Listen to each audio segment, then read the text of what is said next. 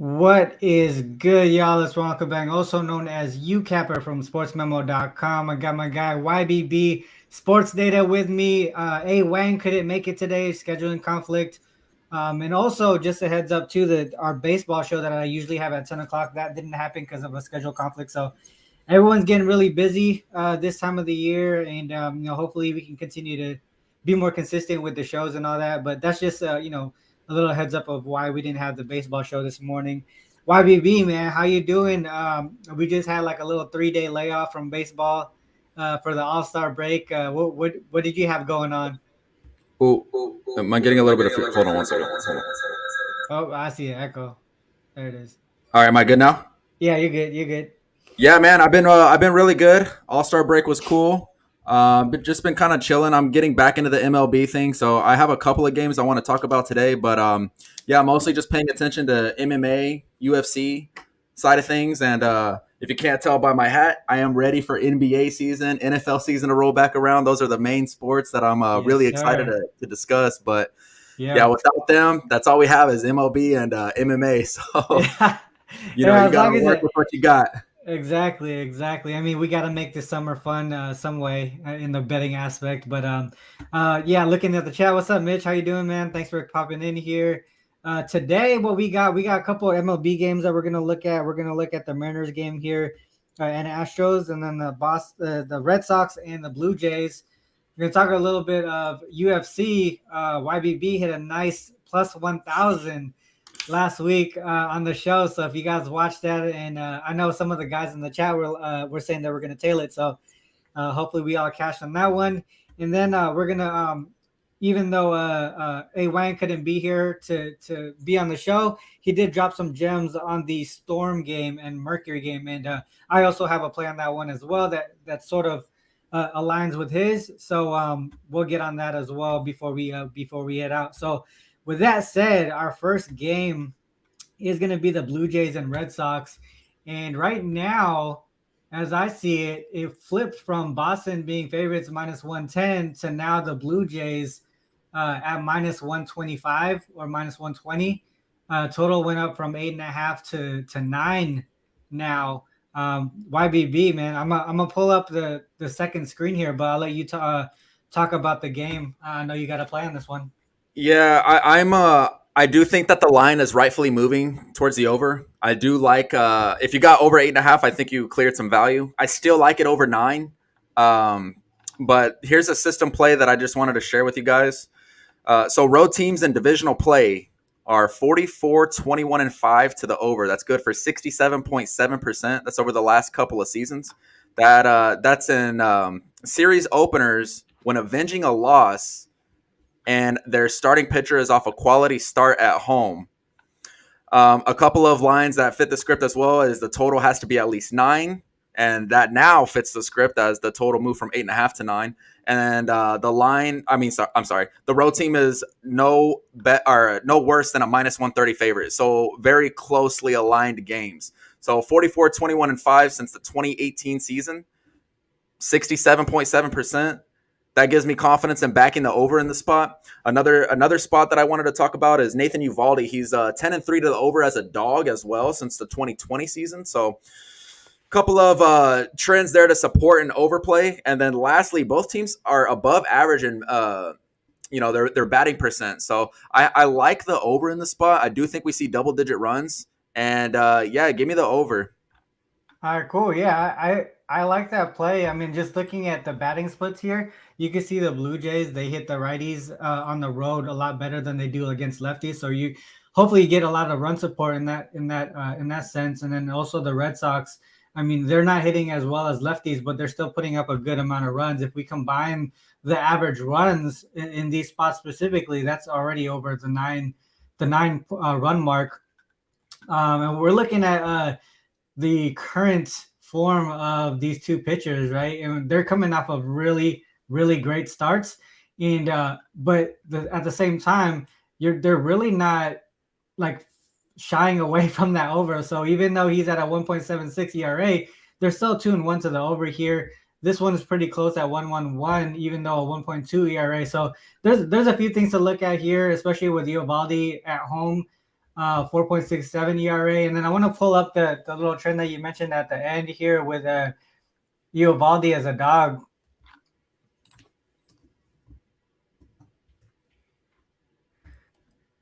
This season alone, I think you mentioned till the back to the 2020 season. Is that what you Yeah, mentioned? I was Yeah, going back a little bit further.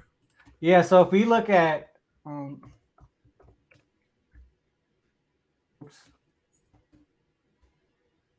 2020.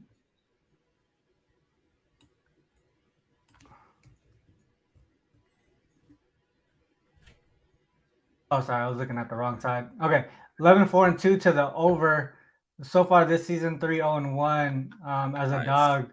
And you can see, he's giving up 3.24 in the first 5. Average total runs is close to 10. So definitely getting a clear, a 1 run clear from the closing total here at where it is currently. So yeah, I could definitely see that happening here. For me, I didn't touch this game actually because there was there was so many games on the slate today. I kind of went directly to the ones that I found, like for me easier trends to follow. Because my Right. the way that I rock it, I mean, I think you do the same thing, right? YBB is you have your systems and trends sort of automated, if I would say, like or like you Yeah, could easily find them. And when you have those, you can easily spot stuff that already gives you an edge, and then you go and dive into those games. Am I right? Is that how you rock it too? that's exactly spot Yeah. on. I'm pretty conservative when it comes to actually betting, but when I pull the trigger on certain bets, and I do have some for WNBA as well, but what I like to do is I want my systems to match my bet labs to match where the action is at as well. It gives me a little bit more confidence. And I like that I hate that I didn't get the 8.5, but I set aside that if it hits 9, I have a solid trend to support that play. It's at Mhm. 9 now. That same trim that I just provided before. When it's at 8.5, it moves down to 65.1%, but at 9 it's 67.7%, and that's in a 60 or I'm sorry, that's a 70 game sample size. So Mhm. yeah, I like the over in the spot, but yeah, that's exactly how I cap. Okay, yeah, that's how I do it too. And then I think, obviously we don't have the same trends and systems and stuff like that. So for me, like the ones that I saw today that gave me an edge and dove into, this is not one of them. But the next one that we're going into, but let me just show what you had on there. So YBB with the Red Sox Blue Jays over 9. I think it's at -110. Did you get at -110? I have -115. -115. Okay, I think my book had -110. I know So some of these lines are, and we're about to discuss it's another line line that I it's missed line out on shopping too. too, you know what I mean? So it's line Yeah, it shopping really too. is, man. And you're thinking Yeah. you're being like early to the party when really it's like going the other Yeah. way. But Exactly. I'm going to the chat real quick. Mitch finally his shirts are in Canada. So he's hopefully he's gonna be able to rock the shirts that he purchased from me. Tweety Dimes, this is a good one to bring up. You mean just when we look at trends and systems, you got to remember that these aren't the only things that we don't blindly tail these trends and systems that we mentioned here. There's a lot more detail that goes into selecting an official play. It is good to mention, you want to look at those types of details, like what you just said. How many of these games come 6+ days rest, though? That counts for some. That's exactly what you need to look into when you go into these. And when you tail cappers, when you listen to the analysis, those are the type of things that you want to look into. To further, I guess, like, you know, basically say, all right, am I gonna tail this or not? And those are the types of questions you want to answer. right, and Um, also it's about just being like selective with your betting as well. You don't have to bet every single game that's on the slate. Just bet what sticks out to you. And I only had a yeah, couple that really stood out to me where I can support it with both Bet Labs, SDQL, and just following and monitoring like where the action is at. So there's a lot yeah, of ways to target, but I think the biggest red flag in sports betting is just thinking you have to bet every single game. yeah, exactly. I definitely Discipline. agree. Definitely agree. And I think that's why the way that we do our systems and stuff kind of helps because sometimes when a game doesn't pop up, even though there's like 12, 13, 14 games on the slate, if something doesn't pop up, you kind of just toss it to the side and you forget that game even exists, and that saves you some time in your capping process as well. Right, right. But yeah, the next game is the Astros and the Mariners, and this one here, the line isn't moving too much. Open at -120 currently. Around some places are still at -120, some at -125, and the total 8.5. That's pretty much stayed the same as well. We got Urquidy versus Gonzalez, the lefty there for the Mariners. Mariners are on a nice win streak here. Mm-hmm. YBB, which way are you looking? First of all, I want to say last time out, I was on the Orioles, and it bit me in the behind a little bit because the Mariners, they just extended that win streak. Like they're running through all these teams. And yeah, I'm looking in that direction right now. So yesterday we have the Astros. They're off a doubleheader in which they covered both games. They won outright versus the Yankees. And I think that, sets up well for a nice letdown spot for the Astros. The Mariners, they're also 10-4 straight up as a dog in series openers featuring Marco Gonzalez. That goes back to 2020. If you extend that back to 2019, it's 16-7. These are straight up outright wins as a dog. So the ROI on that is beautiful as it is. That's 69.6% since 2019. Those are good numbers to back an underdog, especially. Let's see. Urquidy, in his last 6 starts, he's just 1-5 versus the Mariners as well. So gives me a little bit more confidence back in the dog. And then lastly, this is a league-wide system. Home teams with a rest advantage, they're 18-8 straight up when their starting pitcher is off back-to-back wins, which Marco Gonzalez fits that script. So, that's good enough for 69.2%. And then lastly, I'm just following, where the win streak is at. The Mariners, they're 14-0 straight up in their last 14 games. These are all solid trends that point me in the direction of the Mariners, and especially at dog odds. So, yeah, give me the Mariners here. I like them with confidence, and I do think that there's a little bit of a line discrepancy here. I think the wrong team is favorited, so I like Seattle. Yeah, for me, I'm looking at the total in this one. Like you could just see here the Astros 30, 16, and 3 to the under just in general, and on these road and home splits. And you can see that the as far as the batting perspective, they're pretty. I mean, I want to say they're pretty even as far as like batting average. And here, just a slight advantage here on the run support.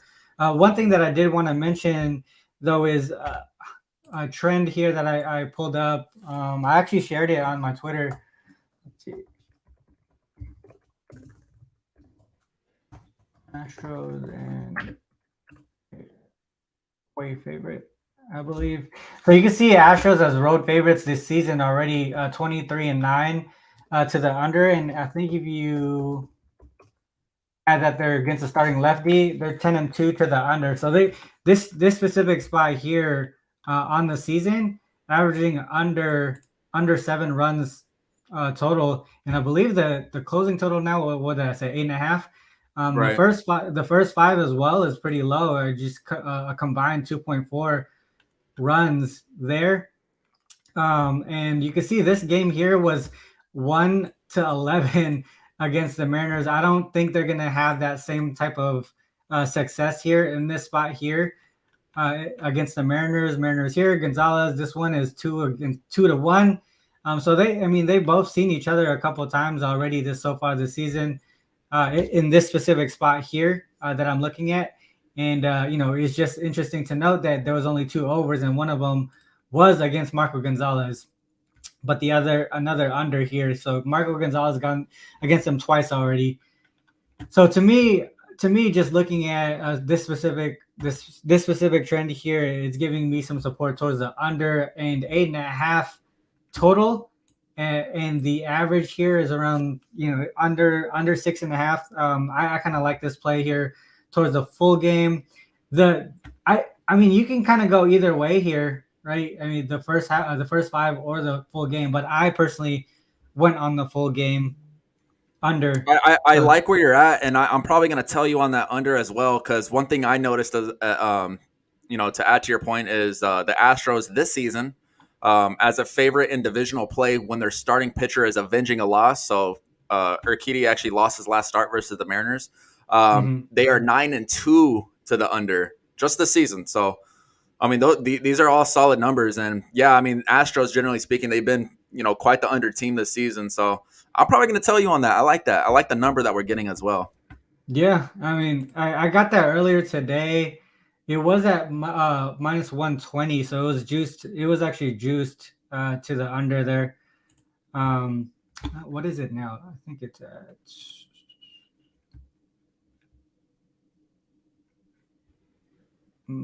Yeah, it's still around there. So it's still around minus 120.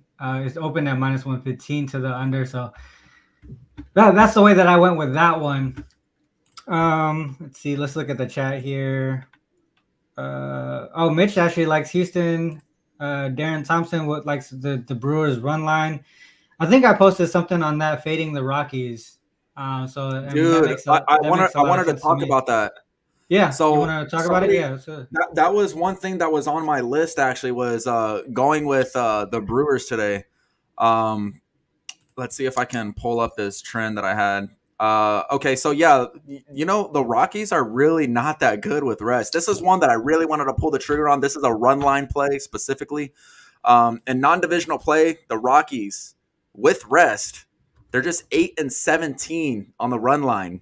6-19 straight up. They're not really a good team when they're a rested team, which is just that's just kind of outrageous. 8-17 on the run line, like, man, that's a little alarming. And this goes back to the 2021 season. So, yeah. and then when you add the dog spot, they're just 2-13 straight up. They're losing by an average of 3 runs. So, yeah, I was actually eyeing that spot as well. I do kind of like the Brewers today. That was about to end up on my card, but I don't know. It's kind of a sign that somebody brought it up in the chat because that one almost made my card too.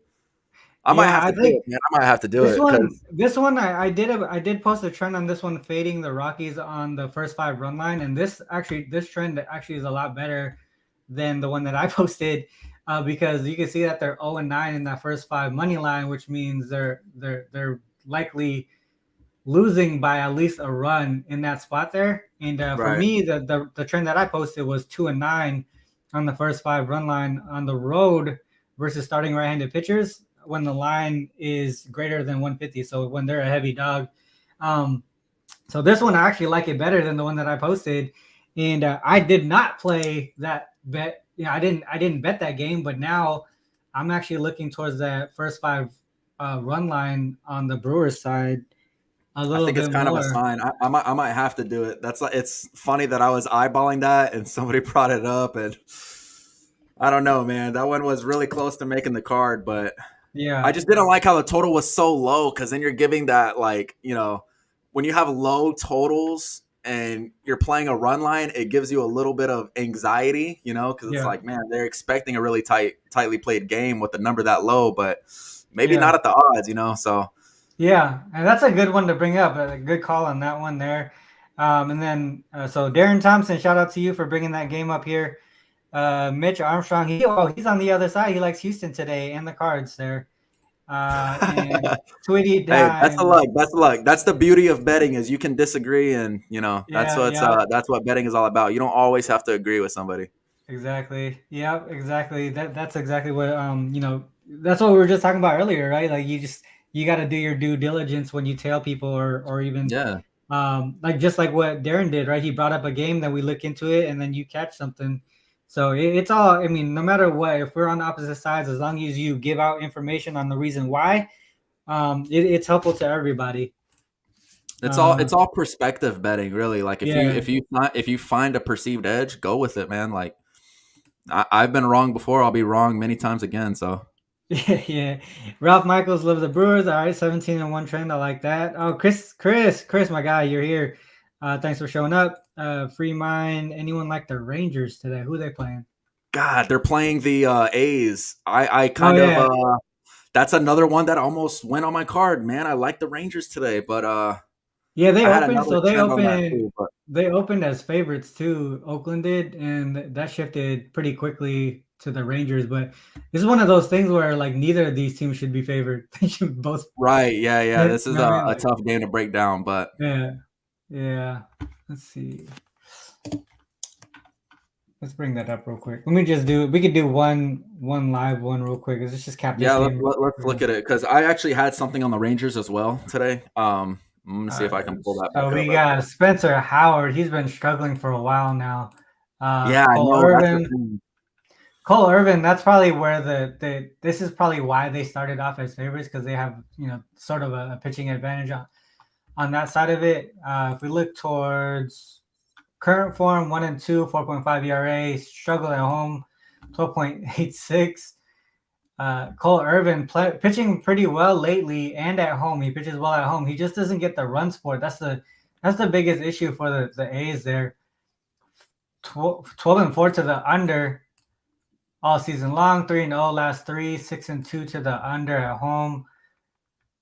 He's given up so many runs. His games are just going over. If you look at the batting perspective here, Rangers hit lefties well. Yeah, they do, man. And On the road, yeah. This is the thing. They're 12-3 on the run line. They're 10-5 straight up on the road versus lefties this season. Yeah. That's or do you have the same numbers? I use killersports.com right now, but Spodevs and Killer Sports, sometimes their numbers don't match. But yeah, it depends on it's typically around the same. It's not too far off typically. Same thing with Give Me the Dog. So most of the time, because they're all pulling from different data sources.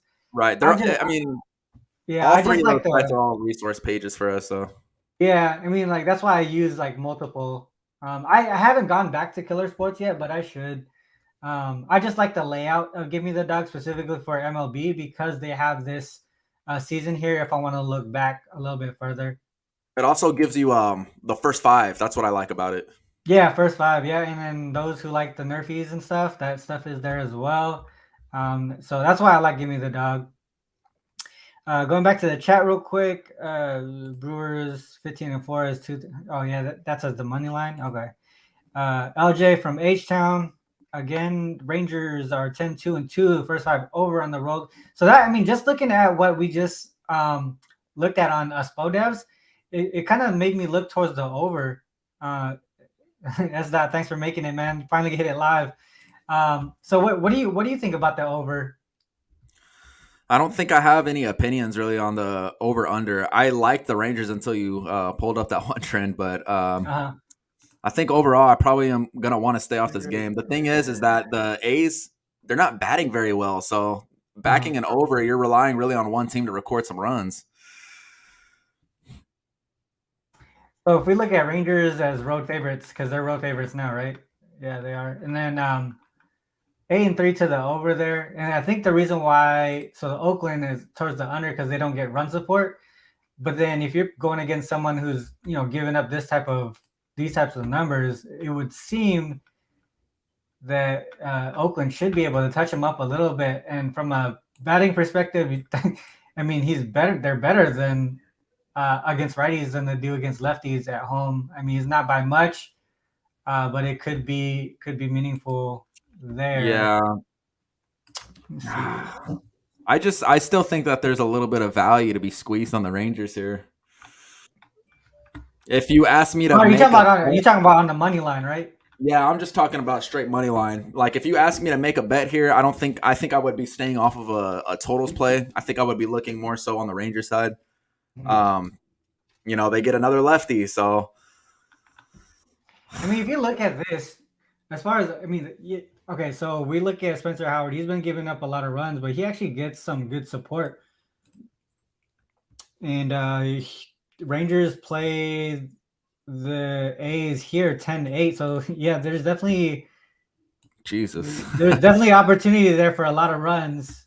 In my opinion, that's what it looks like towards the over. Let's look at the A's here real quick.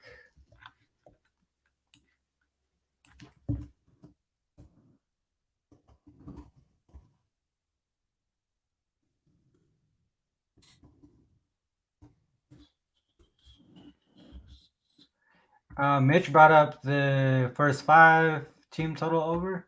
I mean, that makes sense to me. Let me go back. Sorry, let me go back to what that was. First 4.75 run support. I mean, this game was against Gilbert. Ryu, Boss, Martinez. All right, let's go back to Cole Irvin. Yeah, he just trends to the under. Yeah, I would probably pass on this one, but I mean, just looking at it, it seems like they should be able to touch up Spencer Howard. Yeah, they should. I think I'm going to be staying off of this game. Yeah, I think if I'm just going to stay off. I'm seeing a lot of contrary trends. I'm also looking as well. Oh, on your side, yeah. Okay, Yeah, yeah. I I'm think seeing I'm gonna stay off of that one. So well. I think, to me, all right. So let me just go through those since we're good on the MLB right now. So going through them, YBB, he liked the Blue Jays Red Sox over 9, and he also liked the money line there at plus money or plus 100. I took the Mariners Astros under 8.5 the full game, and then we just talked about the first 5 Brewers run line. Or for me, I'm going to be taking the Brewers first 5 run line based off of the trend that I posted on Twitter and also what YBB just brought up. So I'll be doing that one. Are you gonna do anything in Yeah, reserve? I am going to make the Brewers official. I'm probably going to go full game. And I'm also going to be telling you on the Mariners Astros under, just because both of those games are on my radar. It's just funny how the stars align and, they Yeah, get brought up in the that's why I chat love the on the chat. stream. So, Yeah, exactly. That's yeah, why I love the chat brings chat. up some good points as well. It's like you Yep. eyeball some stuff and then people, they throw some trends in the chat. And, yeah, it's helpful. Yeah. And then I know we have UFC and WNBA here. I know Wang isn't with us today. I'm gonna go ahead and just get this WNBA out of the way first, YBB, before we get to the UFC. We can close it out with that one. All right. But A Wang dropped some notes for us to share here. He likes the Mercury team total under 77.5. Let me bring up the WNBA here. So he goes, Storm is ranked number 1 defensive rating in the league, 93.9. Since Tina Charles arrived, she was a big addition to the squad. If you guys follow WNBA, 6 and from on 629, their defensive rating has even proved more, 89.2. Second in the league in that time frame behind the Mystics. And let me just look at the date here. Storm, he says team equals Storm and date greater than or equal to. So Storm after the acquisition. Oops.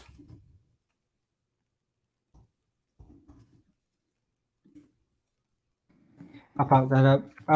So looking at the delta points allowed, DPA is delta points allowed.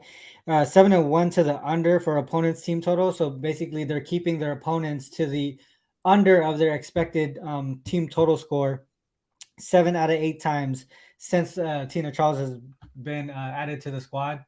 I don't know why it's not pulling up.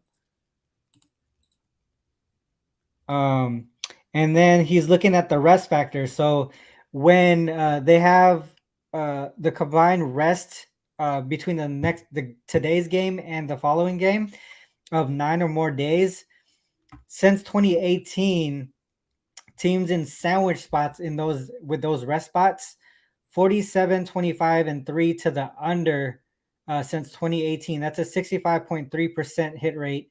And that's happened 4 times this season, and that's 4-0 on the season to the full game under. And he wanted to clarify also that so he's expecting the Storm to play solid defense in this one, basically, and keep the Mercury under the team total in the low 70s. And with that said, I actually am in sort of agreement with him because I actually like the Storm on the spread here. One thing that I look at is also on the rest side. On the rest. So if we look at just league-wide perspective, right? So this is a league-wide trend that I look at. Rest greater than or equal to 4, and the opponent rest is less than or equal to 1. So one thing that I want to mention is when people talk about rest and having extra rest being beneficial to the team, sometimes it depends on the length of the rest, right? Because we also talk about the rust factor as well, right? So we talk about rust factor, and this is something that's been brought up before. Is like, oh, when analysis comes in, they're like, all right, this team has more rest, so they're going to cover because they don't have tired legs or whatever it is. But if we look at the rest discrepancy here, the team with the greater rest, 4 days or more, versus a team with just 1 day or less of rest, they're actually 1-8 against the spread here. And what I think it is actually an over adjustment on the spread, and also the fact that there could be that rust on their side of it, right? They had a long layoff that kind of gets them off of their rhythm, and the team that they're going against, they're coming off of a game, maybe not a back-to-back, maybe just a day of rest, and they still got their juices flowing, but it's not like their legs are completely tired. If that makes sense to you, YBB, I know you play basketball, you bet on the NBA. What are your thoughts on that type of angle? Yeah, I mean, I can definitely see it, but I don't have anything aligned like with you guys for WNBA. I'm over here checking my bet labs to see if I do have anything that kind of lines up with you guys play, but no, I totally understand the argument, and Yeah. I agree with you completely, but yeah, I don't really have anything to add. Yeah. So I mean, like just with that said, like I'm expecting the Storm and the Sky to cover today. If you look at just historically, so you can see it's 1-8 so far this season. But if we go back a few years, it continues to be a pretty strong trend. I think it was 2018. So if you even go back like 4 years, 5 years, you're still seeing a very profitable system here over time. So this is the type of thing that you want to see when you have trends and systems. You want to see historic data to continue to support your in-season trend, especially when it comes to league-wide stuff, right? So in season, you want to look at like team trends because you have you have a certain makeup, and you want to continue following that trend as long as that makeup is the same. If you have like a new coach from a previous year or a new key player that popped in that kind of changes the game flow for your squad, sometimes those historic trends don't really align, if that makes sense.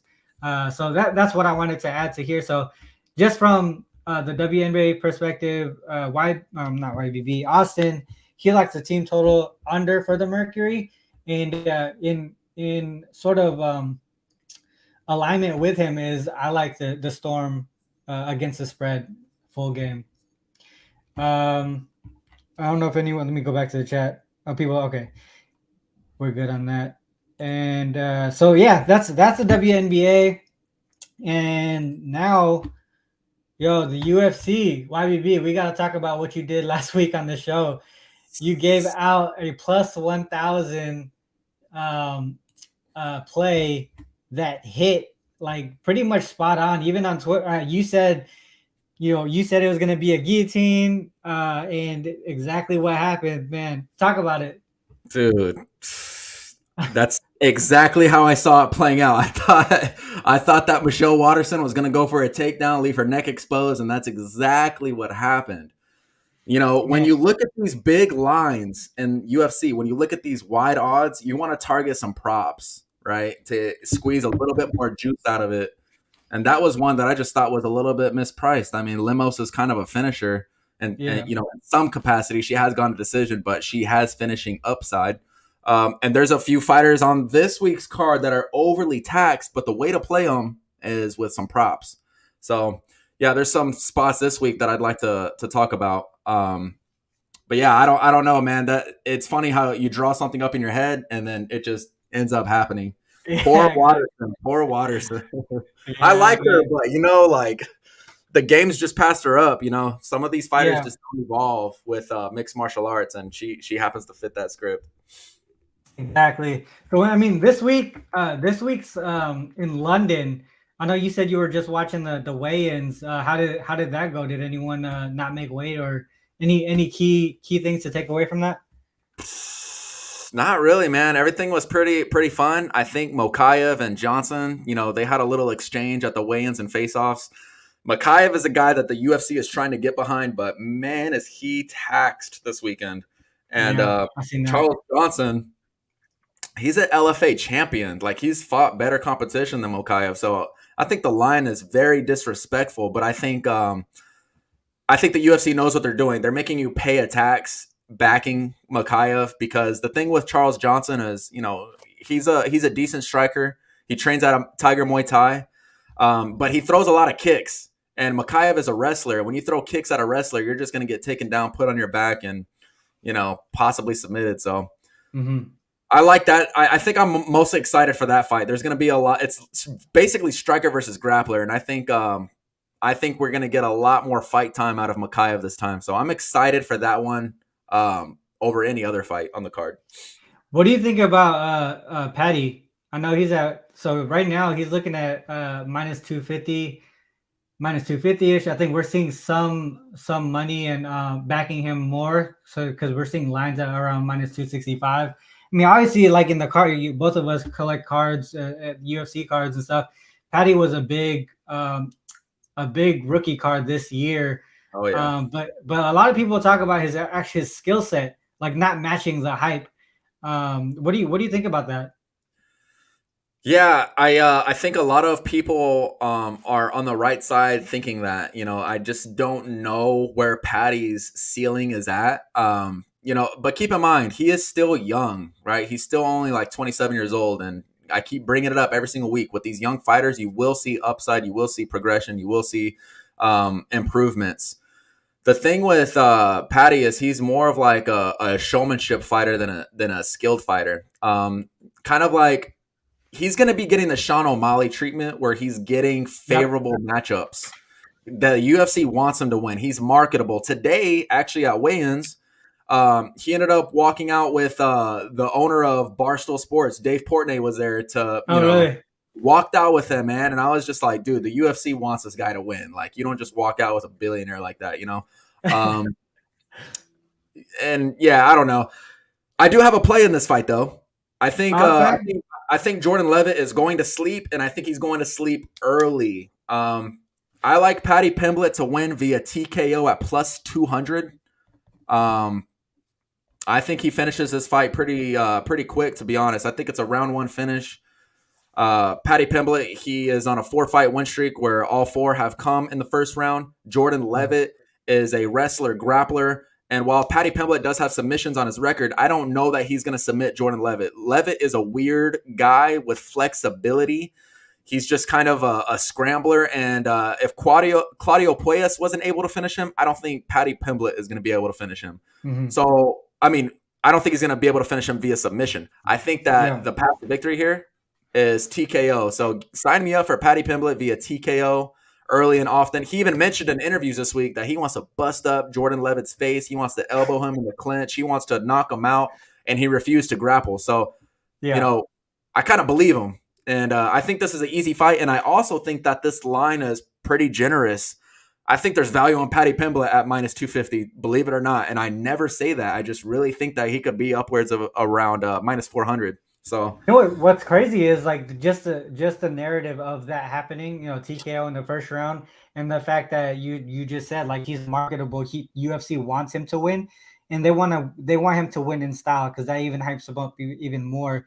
So that makes a lot of sense to me. And the whole thing about comparing him to oh my God, why am I blanking his name? O'Malley. O'Malley, yeah, Shane O'Malley, like. That comparison makes a lot of sense to me as well, because Shane is very marketable as well. A lot of people like him in the hobby as well. So just the fact that the narrative lines up with that makes a lot of sense for it to be a TKO or that knockout that he's searching for. And then the other one, I know you mentioned before that you said you had another plus 1,000 play. I got a plus 1,000 play, guys. Like, here's another one for y'all. And this is kind of how I see the fight playing out. I can't wait to break it down. And I see money coming in on the wrong way. Let me explain. Okay, so we got 2 lower level MMA fights. I believe second fight on the card. We have Mandy Bum taking on Victoria Leonardo. I just watched the weigh-ins. Leonardo is small. She could be fighting at strawweight, but she's like kind of a thick fighter, I guess you could say. She's a grindy fighter. She doesn't really have the resume She broke her arm in her last fight against Melissa Gatto. She was knocked out before that by Manafiro. No shame in that. Manafiro is a really decent striker. She's good at her kicks, and I think that she competes for the belt soon. I'm taking Mandy Baum to get a finish here at plus 1,000. Now, let me explain. Mandy Baum, we're a little bit low on her because she fought Ariana Lipski in her UFC debut. But if you look back, that was a fight where she was actually the closing favorite. People were betting her based on her regional footage. She's a good striker. She's very rangy. She can throw decent combos. And here's the thing. Victoria Leonardo, if this was at the Apex where we have a smaller octagon, maybe I'd give her a shot. Now we're fighting in London where you have a wide octagon where these kickboxers, Muay Thai strikers love to fight. They like to fight at range, fight at distance. Mandy Baum is just that. She has good lateral movement. She's quick. And if you're giving me plus 1,000 to get a TKO finish, I think it goes to decision more often than not. But in low-level MMA, if you're hanging those odds around me against a fighter who's coming off a broken arm injury, who has been knocked out, who has been finished, sign me up for Mandy Baum. I think this is a buy low spot for her. I think that the action is coming in on the wrong fighter. I just seen it. It opened at minus 160. Now it's down to almost even. Yeah, and I think a lot of that is people are low on her last performance. And Ariana Lipski, I mean, that's a tough fight, for any debuting fighter. Ariana Lipski was a KSW champion. She hasn't shown much in the UFC, but she got a massive step down competition with that fight with Mandy Baum. And I think that both of these fighters are being rightfully matched at the right time, but I just don't think Victoria Leonardo is UFC level. I think she will get cut, and I think Mandy Baum is going to showcase some decent striking here, and I think the opportunity for a finish will present itself. And at weigh-ins today, she is massive compared to Victoria Leonardo. She's big. So for all those reasons, I'm taking Mandy Baum via TKO at plus 1,000. This is for my bold bettors out there. This is for the degenerates. This is not a lock by any means. I just think it's worth a sprinkle. I think the odds are just way off on that. Yeah, that makes. Even at where is it at Westgate, they already have Victoria Leonardo as a favorite there. I mean, when it comes to this, all right. So you said Mandy Baum TKO plus 1,000, right? And then you see the line on the other side at Westgate, right? And if you had that opportunity, would you just take Mandy to get the win there? I mean, I would. Yes, I would. And I think that a lot of people are really high on Victoria Leonardo for the wrong reasons.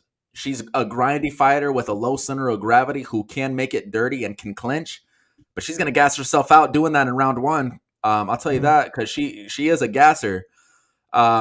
She was almost knocked out by 21-year-old Chelsea Hackett on the Dana White Contender Series. Chelsea Hackett is a fighter with 3 professional fights. That's it. And guess what? She hasn't fought since then. Chelsea Hackett is a young fighter who she does it as a hobby, just for fun. Victoria Leonardo was almost put out by her.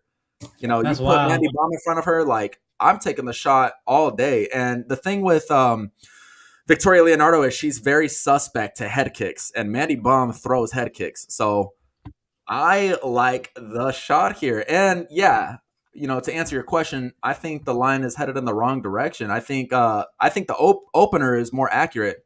If this line becomes dog odds, I'm placing a bet on Mandy Baum. But again, this is low level MMA. Anything can happen.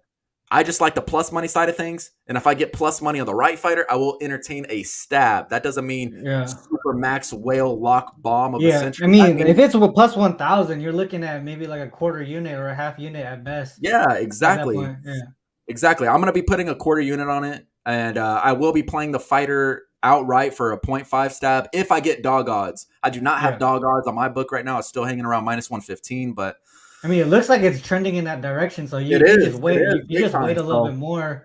You just wait maybe till the end of today. You might be able to get it at your book. My book as well. I'm just looking at it right now.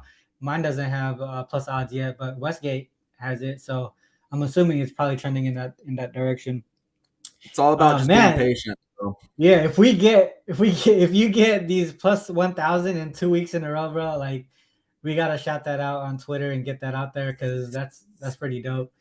That'd be insane if I do. But again, these are just sprinkles. I mean, if you look at the prop line and those numbers, I basically have to hit once out of every 10 of those Yeah, plus 1,000 odds for, either a push or profit. But if I yeah, hit again, like that'd be insane, but it's not really expected. Again, this is just a stab, yeah. guys. Don't go out there placing your whole bankroll on a TKO Yeah, finish. it's all that money line betting stuff. You know what I mean? Like you could hit. I mean, so a lot of people who track their record and post stuff online, all they do is show their win percentage.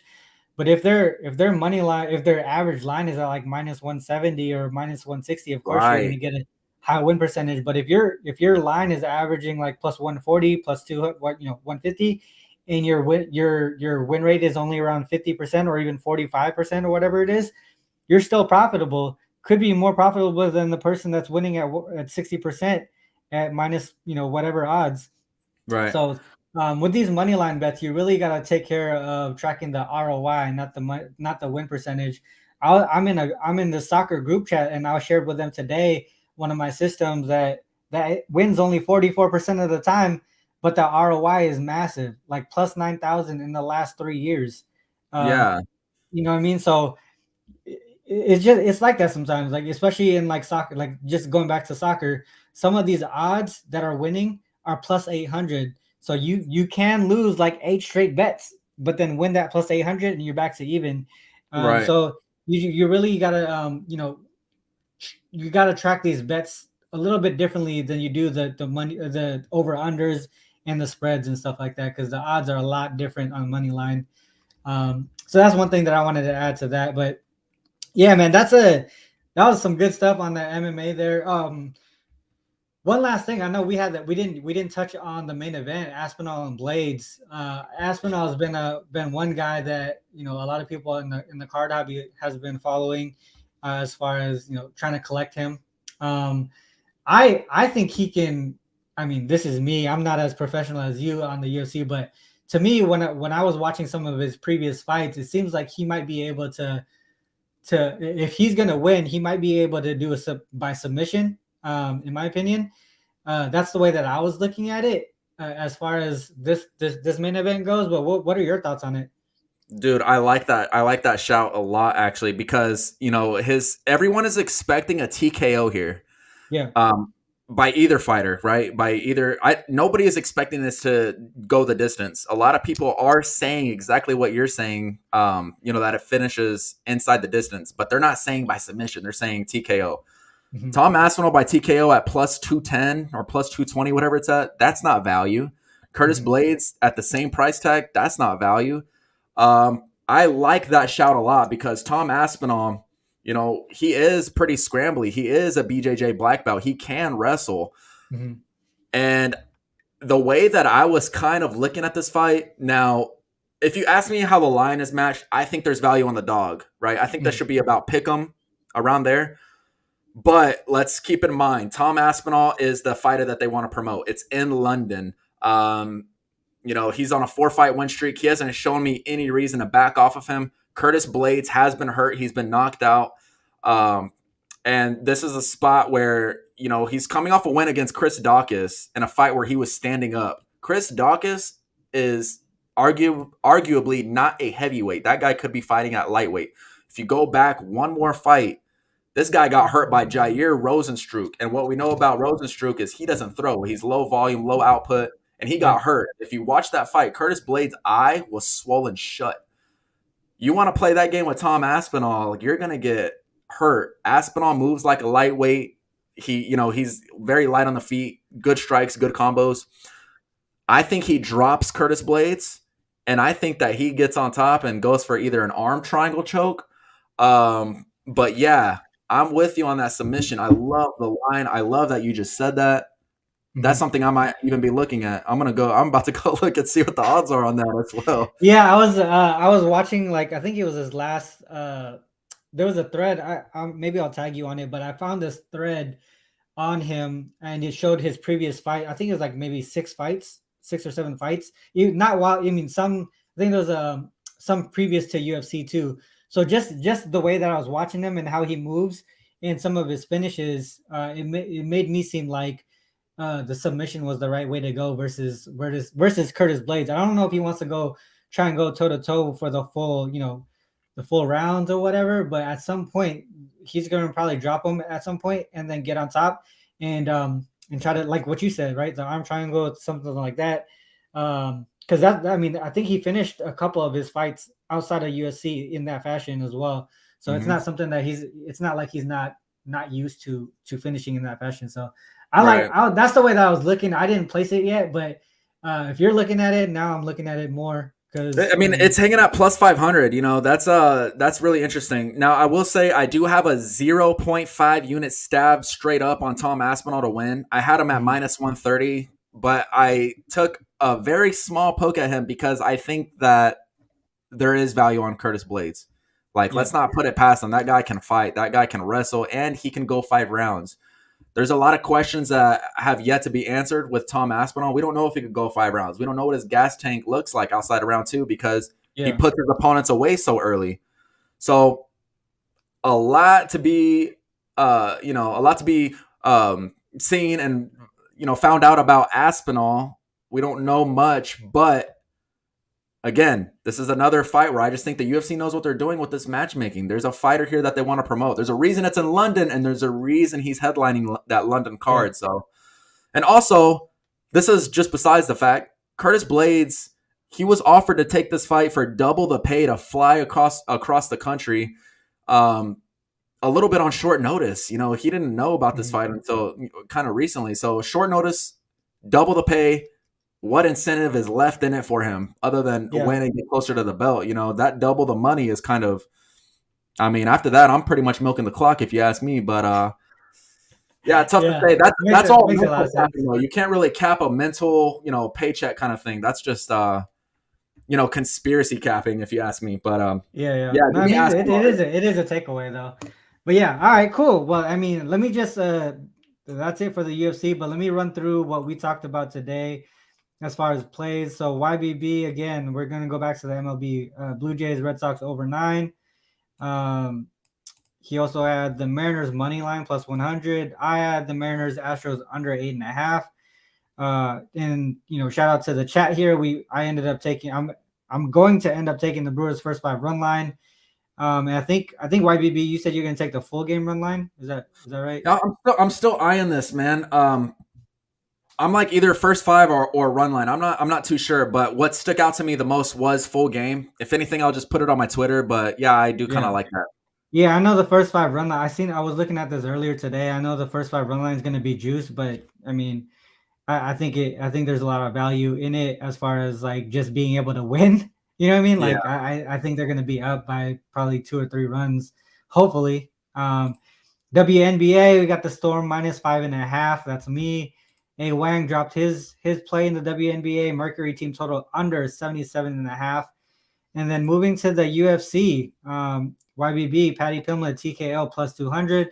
Also, the Matty Bomb take TKO plus 1,000. Remember, guys, these plus money stuff, you want to make sure you adjust your unit size, all right? We're not putting like massive units on these plus 1,000 type stuff. And then a possible look towards Aspinall for submissions for me. I didn't place that bet yet, but I wanted to get YBB's take on it first, and if he agrees with it, I'm probably gonna put some money on it. So that's the way that it's going, guys. And shout out to Ron Crawford. Thanks for popping in here. His sheet, what is it called? Spreadsheet play of the day is the Phillies. This guy, he be winning his spreadsheet play of the days at a very, very high rate. So if you guys don't know who he is, he's on Twitter. Ron, make sure you drop your Twitter on there. I follow him, so you guys should too, because he has good information. But that's it, guys. Anything to promote or talk about YBB before we cut out? I don't really have much to promote. Right now it's kind of off season for myself. I'm not really I like MLB, I like WNBA, I like MMA, but my main sports NBA, and I definitely can't wait for the NFL. So for right now, nothing really to promote. Follow the Twitter for any MMA or MLB trends that I have for you guys. But other than that, I cannot wait for the main sports to come back. And sir. I'll be on those Friday shows for sure. 100%. Yeah, I can't wait. So, man, basically, thank you every Friday. You're here. A Wang usually is here on Fridays. These are my my Data Geek Fridays. That's what I call it, because we mess with a lot of trends, we mess with a lot of data, and the stuff that we bring up is hopefully helpful to you guys. But yeah, this is the end of the show, guys. Thanks to all who tuned in on YouTube and on Twitter. If you are on YouTube, make sure you hit the like and subscribe button before you bounce. Make sure you check the links in the description as well. And as always, I have to end with this. Please remember, whether you fade us or follow us, it's on you to make that call. Good luck on all your actions. Till next time, peace.